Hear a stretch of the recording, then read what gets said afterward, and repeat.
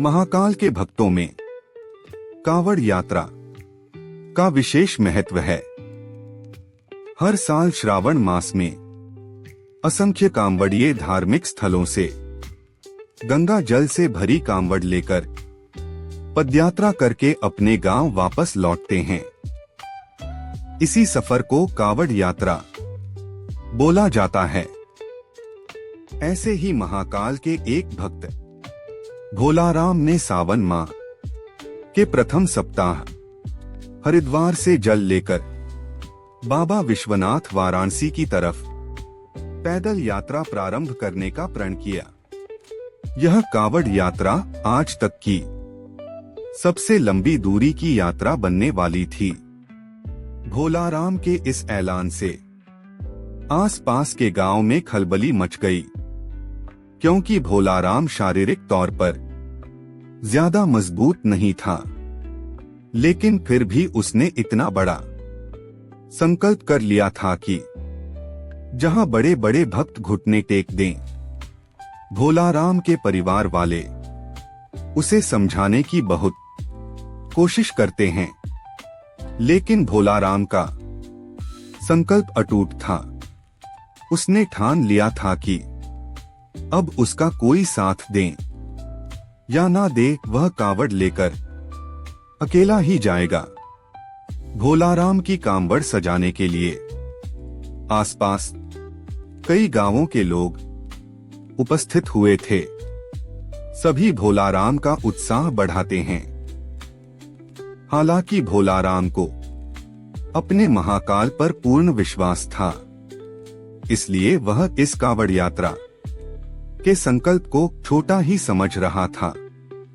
दरअसल वह पहली बार महाकाल की कांवड़ यात्रा में हिस्सा लेने जा रहा था और उसे अंदाजा भी नहीं था कि इस सफर में कितनी परेशानियां होने वाली है। भोलाराम अगली सुबह अपनी कांवड़ यात्रा अकेले ही प्रारंभ करता है।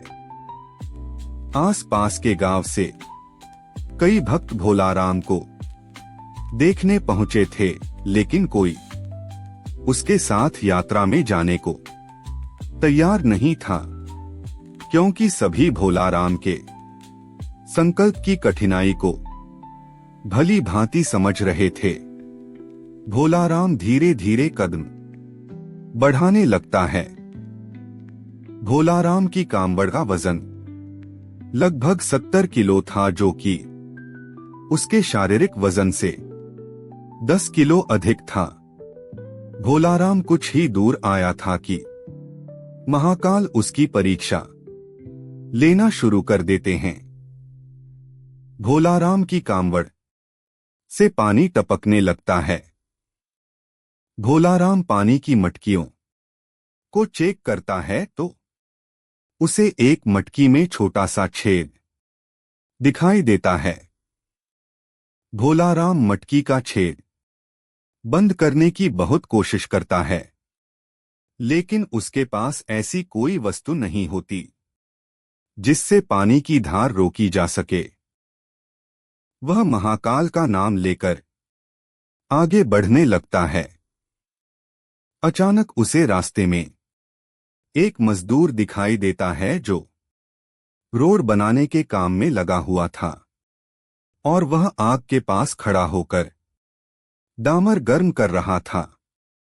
भोलाराम को तुरंत तरकीब सूझी।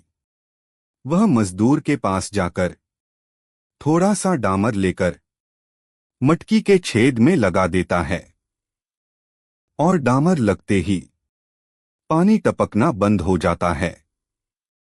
भोलाराम मजदूर को धन्यवाद देते हुए आगे बढ़ जाता है। समस्या का समाधान होते ही भोलाराम का उत्साह दोगुना हो गया था और उसकी यात्रा की गति बढ़ चुकी थी। भाग दूसरा जल्द ही आ रहा है। जय बाबा भोलेनाथ। जय बाबा विश्वनाथ। जय बाबा भोलेनाथ। ओम नमः शिवाय।